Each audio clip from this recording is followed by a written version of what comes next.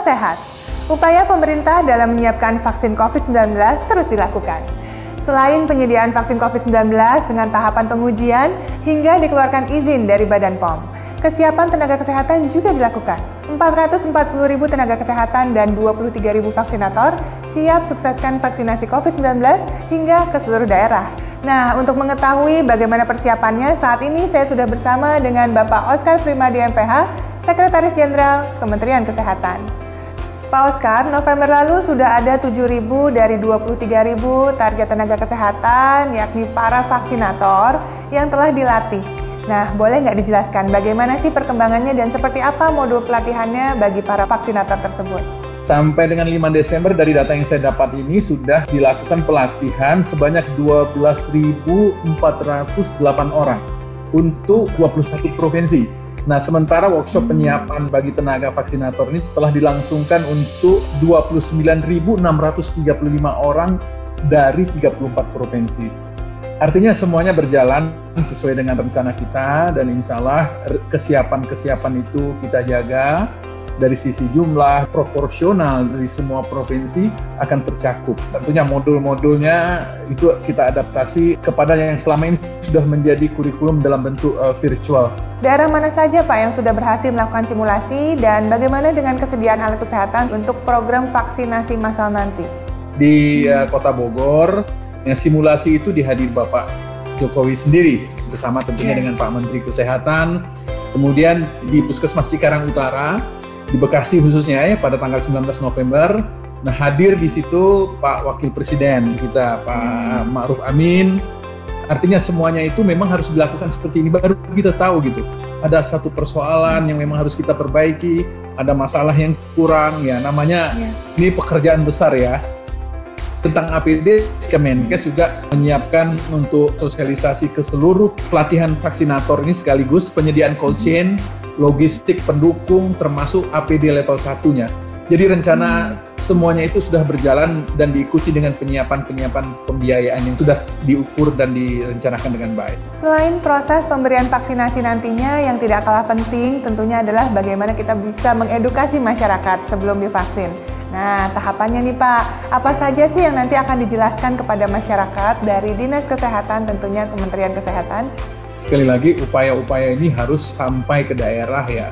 Teman-teman di Dinas Kesehatan, di Puskesmas, di ujung tombak di Fasiankes lah yang benar-benar menjadi aktornya nanti. Ya, kita berharap tidak semata-mata pesan yang sulit-sulit diterima masyarakat kita ya. Kalau memang bisa bersifat local wisdom ya, bahasa-bahasa daerah yang bisa disampaikan ke masyarakatnya akan lebih baik. Tapi secara umum dalam konteks ini kita tentunya sudah membuat semacam guidance ya untuk teman-teman mengkomunikasikan itu. Pertama-tama barangkali tahapan kita menginginkan bahwa teman-teman itu paham bahwa betapa pentingnya vaksinasi. Pemahaman kita tentang kehalalan juga sudah kita upayakan penguatan dengan Majelis Ulama Indonesia misalnya.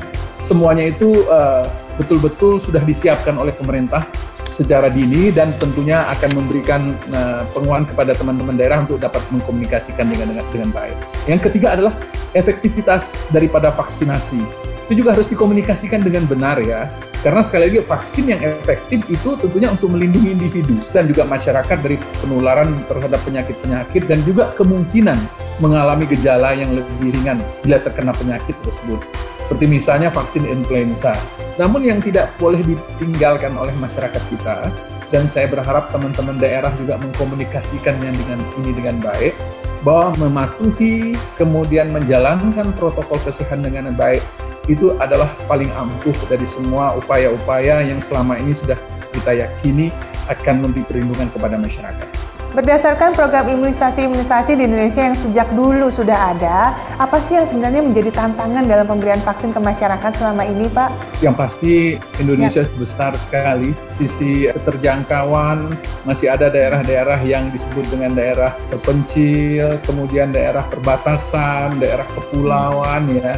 Salah satu kendala geografis ini yang menjadi persoalan sehingga nakes-nakes kita, vaksinator kita kadang-kadang mempunyai sebuah effort yang luar biasa ya untuk menempuh daerah-daerah yang sulit tadi.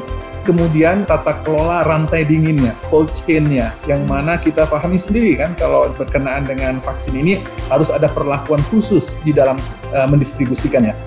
Terima kasih Pak atas penjelasannya. Terima kasih juga untuk seluruh rekan-rekan tenaga kesehatan yang berjuang untuk membantu masyarakat di pandemi ini, yang sudah terjun langsung menyembuhkan pasien, hingga para peneliti yang luar biasa bekerjanya dalam upaya meningkatkan 3T. Mari apresiasi kita semua kepada para tenaga kesehatan, lakukan disiplin penerapan protokol kesehatan 3M.